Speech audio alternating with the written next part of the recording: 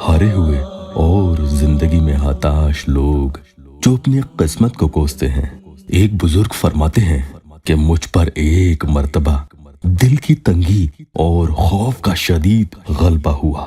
میں پریشان حال ہو کر بغیر سواری اور توشہ کے مکہ مکرمہ چل دیا۔ 3 دن تک اس طرح بغیر کھائے پیے چلتا رہا۔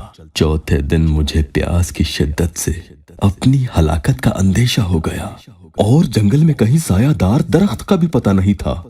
میں نے اپنے آپ کو اللہ کے سپرد کر دیا اور قبلہ کی طرف منہ کر کے بیٹھ گیا اور مجھے نیند آ گئی تو میں نے خواب میں ایک شخص کو دیکھا کہ میری طرف ہاتھ بڑھا کر فرمایا، لاؤ ہاتھ بڑھاؤ۔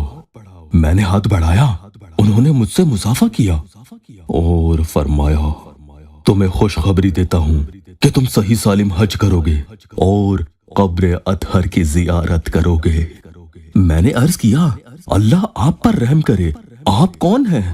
فرمایا، میں خضر ہوں۔ میں نے عرض کیا کہ میرے لیے دعا کیجیے۔ آپ علیہ السلام نے فرمایا، یہ لفظ 3 مرتبہ کہو۔ میرے پیاروں، یہ دعا میں آپ کو آگے بتاؤں گا۔ پھر آپ نے فرمایا کہ یہ ایک تحفہ ہے جو ہمیشہ کام آنے والا ہے۔ جب تجھے کوئی تنگی پیش آئے یا کوئی آفت نازل ہو تو اسے پڑھ لیا کرو، تنگی رفع ہو جائے گی اور آفت سے خلاصی ہوگی۔ یہ کہنا تھا کہ وہ غائب ہو گئے۔ پھر ایک شخص نے یا شیخ یا شیخ کہہ کر آواز دی۔ میں اس کی آواز سے نیند سے جاگا۔ اونٹنی پر سوار تھا۔ مجھ سے پوچھنے لگا کہ ایسی صورت، ایسے حلیے کا نوجوان تم نے نہیں دیکھا؟ میں نے کہا، میں نے تو کسی کو نہیں دیکھا۔ کہنے لگا، ہمارا ایک نوجوان 7 دن ہو گئے گھر سے چلا گیا، ہمیں یہ خبر ملی کہ وہ حج کو جا رہا ہے۔ پھر اس نے مجھ سے پوچھا کہ تم کہاں کا ارادہ کر رہے ہو؟ میں نے کہا، جہاں اللہ لے جائے۔ اس نے اونٹنی بٹھائی اور اس سے اتر کر ایک توشہ دان میں سے 2 سفید روٹیاں جن کے درمیان حلوہ رکھا ہوا تھا نکالی اور اونٹنی پر سے پانی کا مشکیزہ اتارا اور مجھے دیا۔ میں نے پانی پیا اور ایک روٹی کھائی، وہی مجھے کافی ہو گئی۔ پھر اس نے مجھے اپنے پیچھے اونٹنی پر سوار کر لیا۔ ہم 2 رات اور 1 دن چلے تو قافلہ ہمیں مل گیا۔ وہاں اس نے قافلہ والوں سے اس نوجوان کا حال دریافت کیا تو معلوم ہوا کہ وہ نوجوان قافلے میں ہے۔ وہ مجھے وہاں چھوڑ کر اس کی تلاش میں گیا۔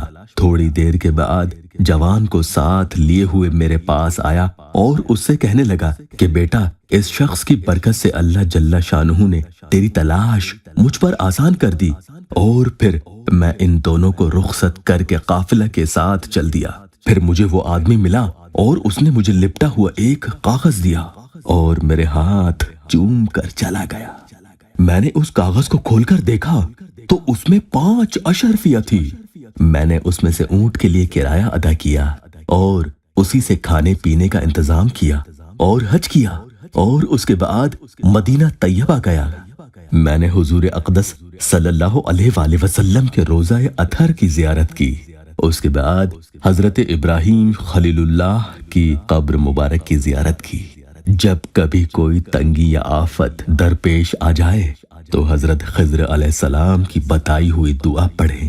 میں ان کی فضیلت اور ان کے احسان کا معترف ہوں اور اس نعمت پر اللہ پاک کا شکر گزار ہوں۔ ایسے لوگ جو زندگی میں مسلسل پریشانیوں کا شکار رہتے ہیں، قدم قدم پر ناکامی ان کا مقدر بن چکی تھی۔ ہر طرف سے مسائل نے ان کو گھیر رکھا تھا۔